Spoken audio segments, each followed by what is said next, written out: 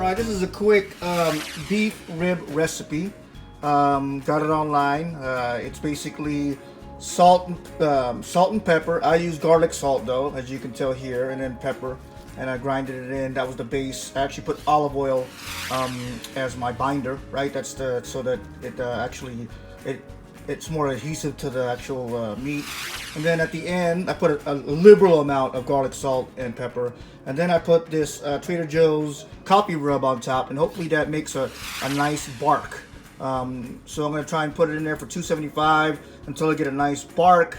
And then I'm going to go ahead in the Traeger, and then once I get that nice bark, I'm going to decide if I'm going to make it a dry or a wet rib, which means leave it uncovered or without butcher paper or without foil, and then just keep going until it's tender, probe tender, which is, I'm going to stick my probe in there and it's just going to be butter inside.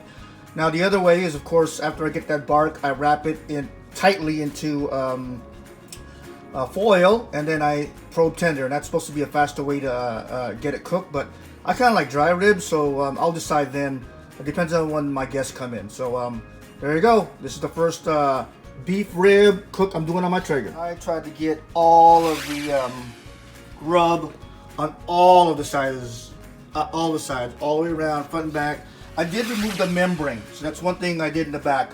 You can keep it on. I removed it. I like it. I like the bone showing a little bit more for presentation. Taste-wise, it's not really that different to taste. But just FYI, I forgot to mention that in that first part. Take a look. I got the Traeger to 275, and I just placed it right in there. My hot spot is on the left side, so I put it on the left side. Hopefully I can get more smoke on it. But the smoke's actually coming more from the right, so let me. I might have to adjust that. But at the end of the day, it's right there, and we're gonna wait about 3 hours.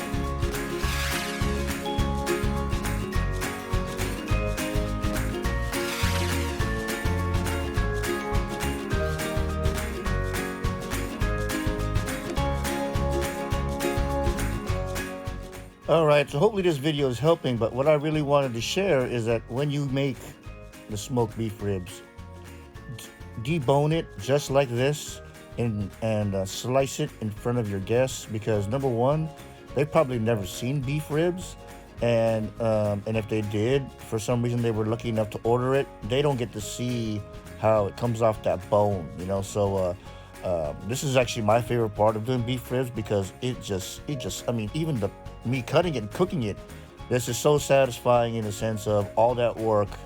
You get this nice piece of beef, and remember, it's $5.99, right? So this is not an expensive cut of meat, but if you take the time and you smoke it, and you make sure you get that right internal temp, when it comes out and your guests see those big old bones at the end that you can grab your hands on, and they're thinking like, do I just get one bone? And then you actually do this. You debone it, and they see them bones coming out, and you see it slicing or just coming down on that carving board, the smoke room. You are golden. Enjoy.